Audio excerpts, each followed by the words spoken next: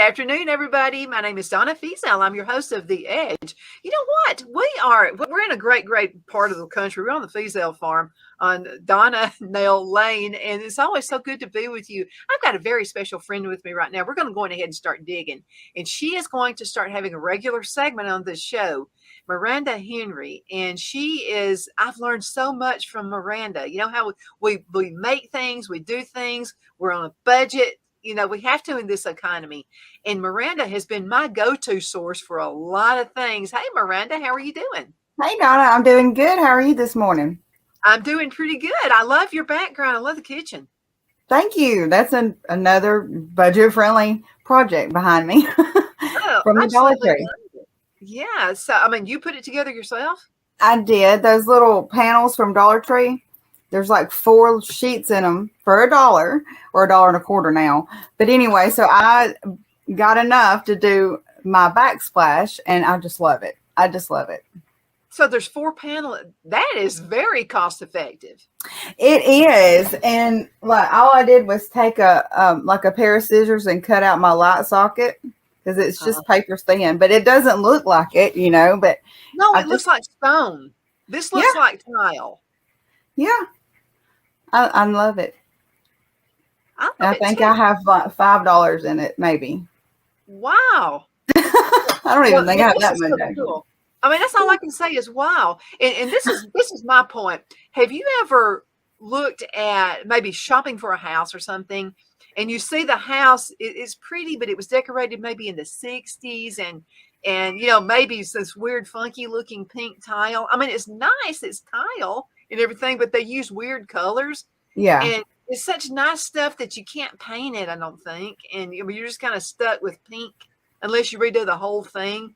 Or maybe sometimes back in the day, like in the 80s, purple was popular and people had really, really nice countertops. Spent a lot of money for them, but they were purple. And you can paint them. Yeah. Countertop. But you have found ways to go around all that. Yeah, I have. Actually, painting is one of the things that I do to go through some of that, make it look like, granite, or if you wanted to do tile, you could paint it and put polyurethane over it, as long as it's oil-based. That's the secret. So like these kits they sell at like Lowe's and Home Depot to do your countertops. Well, those have water-based polyurethane in those, and you don't want to do that because water base and water mixes, and so it eventually fade, chip, and all that good stuff. But if you get oil base, we know oil and water doesn't mix. Mm-hmm. So it really acts like water rolling off of a duck's back. It just doesn't penetrate the counter. So if you put, some good layers of polyurethane oil base on there, it'll last for years and years and years. I've done it so many times. So. Mm-hmm. Yeah. And I did it. My grandparents we bought the farm, my grandparents' farm. So we're living on it right now. And so, it was just old, and it was white, and it had been stained, and so instead of getting rid of the countertops, I did what you were talking about doing. And people would walk in and go, "Oh, when did you get your new granite countertops?" Yep. It looks just like granite countertop. Yeah. And it does such a good makeover too. And it's such a friendly budget thing to do.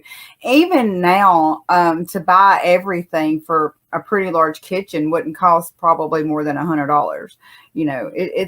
You can totally make over your kitchen. And another thing that I did in a house that we had before this one is I painted all of the cabinets white and put brushed nickel finish knobs on them, and those turned out just gorgeous. I want to do it to this one, but my husband's like, let's not get crazy.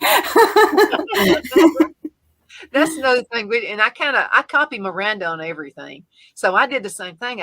There were old cabinets. My Uncle Ernest had built these back in the 60s. And so Phil and I laugh about it. We'll say, if a tornado comes through, the cabinets are still going to be up there. We'll blow the rest of the house away, but the cabinets will still be there. And so what we decided to do was paint them. And we did. What kind of tips, though, do you have for painting? So, because if you have an old house and you want to fix it up, or maybe you're just tired of it, you just want to do something different, what advice do you have for painting kitchen cabinets? Well, this may surprise you. Put your brush down, because if you want to have a finished look, you don't want the brush strokes.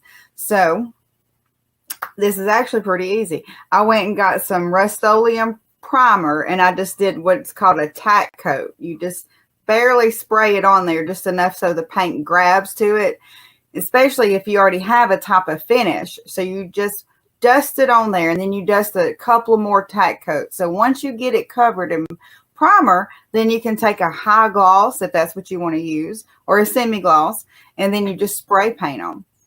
So it's really pretty, and it's so pretty. It's just solid white with the shiniest.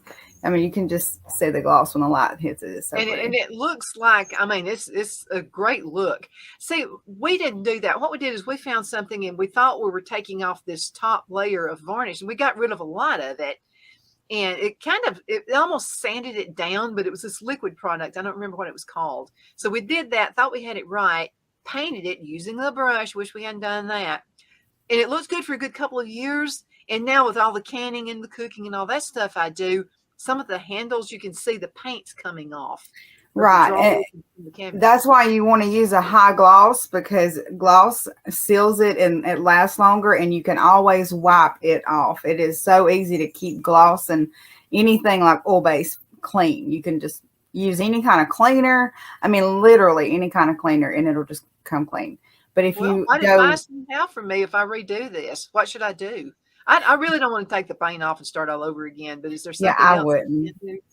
I wouldn't. You could leave if you wanted to. Now, I do recommend taking the hinges and stuff down, but you know, take your knobs and stuff off, and do just that. Get you a drop cloth and put your doors down. Do one side, just a small tack coat, and just keep doing a tack coat until you got it covered, and then do your high gloss, and it'll last for years. That'll save it. Okay. Oh yeah, it really will. The only thing you might have to do every once in a while, where we would grab the knobs, there might be a little bit that you might have to touch up through the years, you know, but it will last a long time. Well, Phil is looking in here telling you to shut up. Because that's a task, taking all the knobs and everything off and then putting them back. Now, if you don't care what the inside looks like, and I didn't, I left mine up. I left mine up. No, I don't care. Yeah, I didn't. I thought, well, nobody's going to see the inside of them, you know, so I left those brown.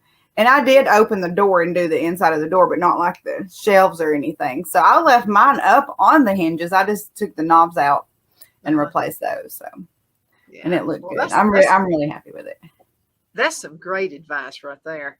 Now I know that you're a do-it-yourselfer, and I'm telling you what, in this economy, you'd better learn to be a do-it-yourselfer. That's right. That's right. Little things like, we had in our old house, we had a small shower unit, and those at the time, those curved shower rods were like $80. And we were like, we are not going to go spend $80 on a curtain rod, you know. So we went to Lowe's and got a PVC pipe, a white one, painted it so it, you know, didn't have the little writing on it, and hung that up with pipe fittings. So we had like $3 in our curtain rod. And you couldn't tell it. And you kind of had this industrial look going on too, you know, which is a hot look. Yeah. In our old house, I love the designs that we did in that one. I fell in love with the color scheme and everything. This one I haven't took off with yet. Like I said, my husband loves it, but you know, it is a mess. And he works every day, so he's like, I don't want to come in and paint buckets be everywhere. But he knows it's coming. It'll be here. It sure will. Now, I know you got lots of great tips. And so let's say now when I met you, you were living in a tiny house, and you had a lot of shows. You have a YouTube channel. Let's talk about that just for a few minutes. And so that's how I got to know you. I saw you on YouTube. Yes, that's exactly how we met, which was so awesome. But I just do DIYs on my channel, and I try to do them all budget friendly. And I started out doing renovations, and then when my renovations were all finished, I started doing home decorations. So I would go to Dollar Tree and get items and find ways to, make cute little home decor items for everyone. And I get comments on my videos, even my old ones. I have a lady that messaged me yesterday. She's like, this may be an old video, but it's still very relevant. It was a candelabra I made. She's remaking it for a wedding. And so people still come to my channel and they get some ideas and do different things. So I got into floral for a minute. So those little baskets at Dollar Tree, I took one of those and some Dollar Tree flowers, and I took some of the foam and I stuck the flowers in. Then I glued them down in that basket. So the basket was just full of flowers.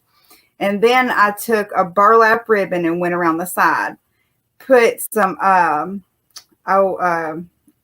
the rings, help me out here, embroidery rings. Oh, okay. And I made wheels out of those. And then I made a little handle, so it was a floral wagon. And that was a big hit. Everyone copied that one.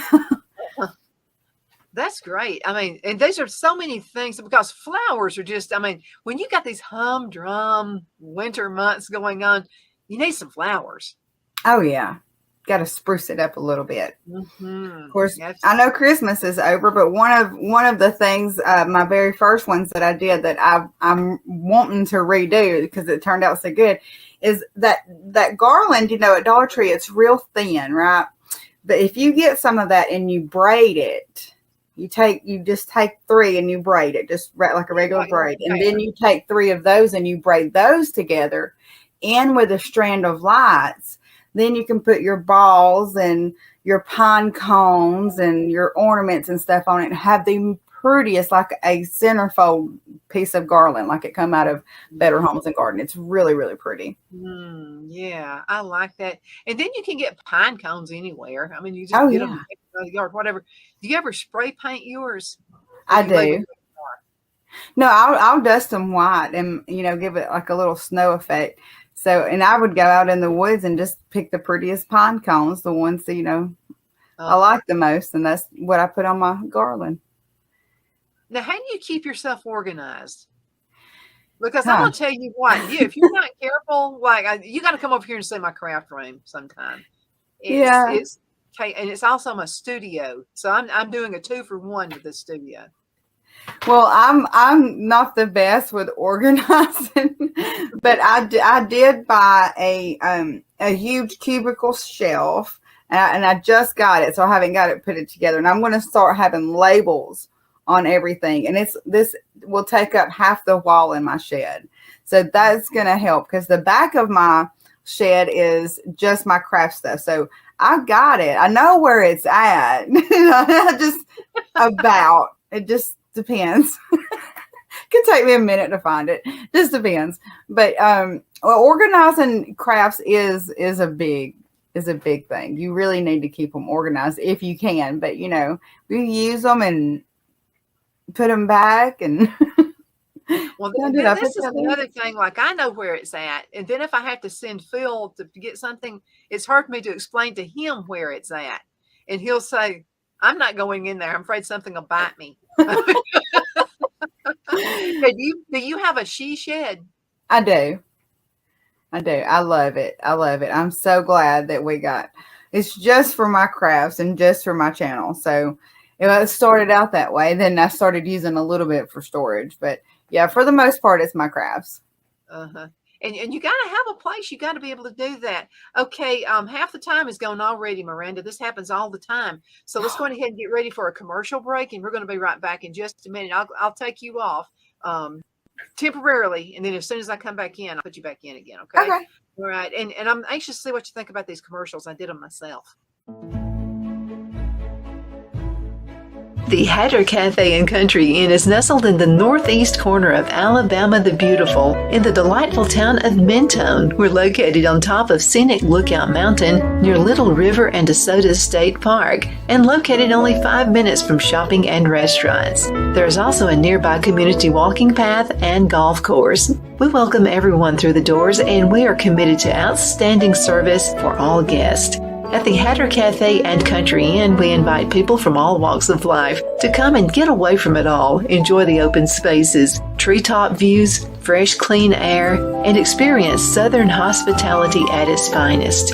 We look forward to hosting you. To reserve a special event, or if you would love a special getaway at the Country Inn, you can call us at 256-634-2018. Hello, I'm Mike Lindell, and my employees and I want to thank each and every one of you for your continued support. With everything going on right now, your rest is so important. That's why we're having the biggest MyPillow sale ever. Not only are my bed pillows as low as $19.98, but you can get the best body pillows ever. Regular $89.98, now only $29.98. Take your rest on the go with our Roll and Go Anywhere MyPillows for only $14.98. And we have our new couch and accent pillows. They aren't just for looks. They have MyPillow's patented adjustable fill that gives you that amazing MyPillow comfort. In this economy, you get the best gifts ever for the best prices ever. So go to MyPillow.com or call the number on your screen.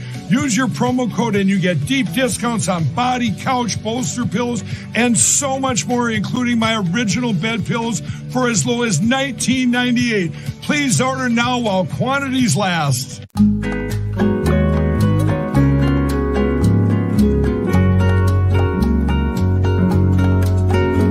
At Lamone's Mexican Restaurant, located in Henniger, Alabama, and voted Best Mexican Restaurant of DeKalb County, Alabama 2020, we're here to serve you with authentic Mexican cuisine. Order easily online by going to lamonsmex.com or call 256-657-3999 to place your order. We're open Sunday through Thursday 11 a.m. to 9 p.m. and Friday and Saturday 11 a.m. to 10 p.m. Whether you're celebrating a cozy date night for two or a celebration for a crowd, at Lamone's you'll love our atmosphere and friendly servers. Thank you for dining with Lamone's Mexican Restaurant.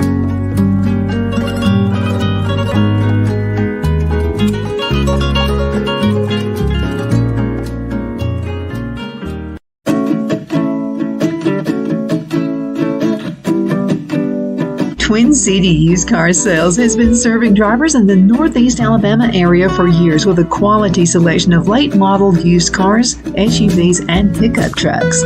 On top of our extensive selection and competitive prices, we offer professional auto financing services for used car buyers of all credit levels.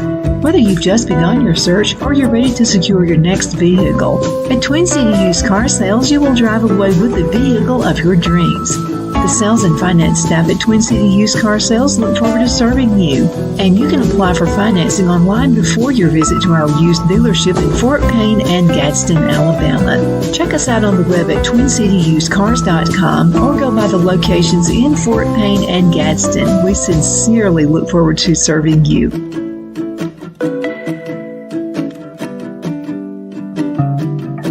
Okay, we are back. My name is Donna Fiesel, and I'm your host of The Edge. You can find us on television a couple different ways. You can find us on channel 182 on Charter Communications.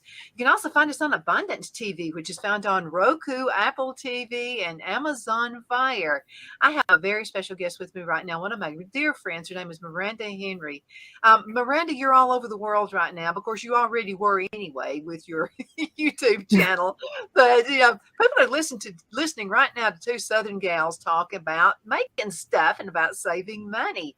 While the economy is just like all out of sorts right now, what are you doing to help save money as far as grocery buying? Well, one of the things that I'm actually starting to look into, because I've been going to the store and they have these different days, like $8 day, $5 day. Doesn't matter what it is.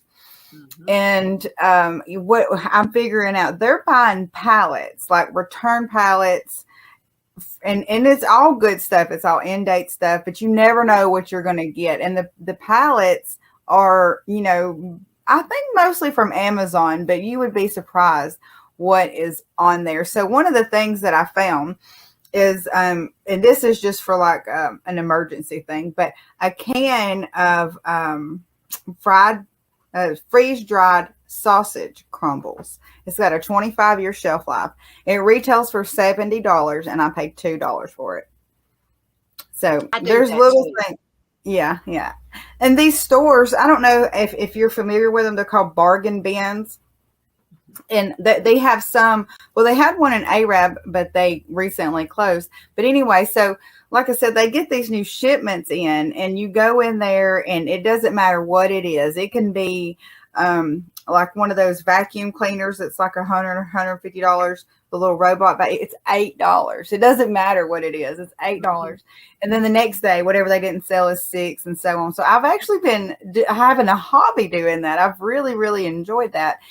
And I'm kind of looking at them like, I kind of want to get my own pallet, because this one store, like I said, they just do food. They just do food, and they get the best stuff. Those Fairfield protein shakes, they're 2 for $8 at Publix. I got a case of them for like $2.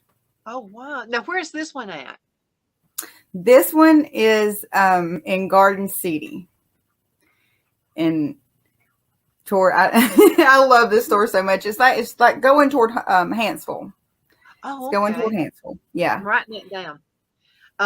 Because the one I go to, I go a lot of times when it's on 50-cent day, and yes. They had green screens that you can use for your business on 50 ring cent lights day. on 50 cent day. Not a thing wrong with it. So like if I'm going on tour, I'm going somewhere, whatever, I just keep one in the back of the car. There you go. Yeah, I mean, you have one on the go now. I went on ahead and bought 4 of them. I mean, so you know what I'm talking about. I know exactly what you're talking about. I love this place. I love flavored teas, herbal teas and stuff like that. One day on $1 day, I found some herbal tea, and it was like, oh gosh, I think it was like 16 packs in a box. That I mean, I got and it had it was not a bad expiration date or anything on it either. But yeah, they don't put anything out that has a bad expiration date. The one I'm talking about, they will not put it out. Now there's another one in Scottsboro called the Banana Box. Now they don't do like certain days, but they do have they're like a kind of like a Bent Dent, but they have really, really good prices. So sometimes, and they'll get fresh meat in, fresh steak, fresh pork, fresh sausage, and the prices will make you think that we're living in the good days of the economy. I know. See, and this economy really hasn't hurt us, because that's what I do. I go out and I look for bargains. Plus, we have a garden every year. So I have a new one. I'm going to do some segments on it. And I'd like for you to come over here to the studio sometime when we do this. And so I'm planting. I'm a seed keeper. And so I wanted to ask you a question. I think I know what your answer is going to be. So if someone presented you with a block of gold or say a bunch of seeds, which one would you take, the gold or the seeds? Well, the seeds will continuously feed you. So, yeah, I mean, that's not, yeah. My whole thing is, if I own a block of gold and the economy gets really bad and I want a loaf of bread, I would have to give that person the entire block of gold, because I mean, you can't break it down and, give them chunks of it. Right. You know what I mean? Right. But seeds are forever. And and I'll give you an idea. They said it couldn't be done, but I did it last year. I do these. I'm just like you. I do these little projects just to see if it's going to work. So I love yellow tomatoes, orange tomatoes. Those are the best ones to me. They're the more meaty one. And I love banana sandwiches with a big slap of mayonnaise on it and mustard and hot sauce and pepper. I pepper it down. On your banana sandwich? No, not banana, tomato sandwich. Tomato. Okay. Tomato. Well, you said tomatoes to start with, and then you said I like a banana sandwich with mayonnaise on it, and I was like, well, okay. No, it's tomato.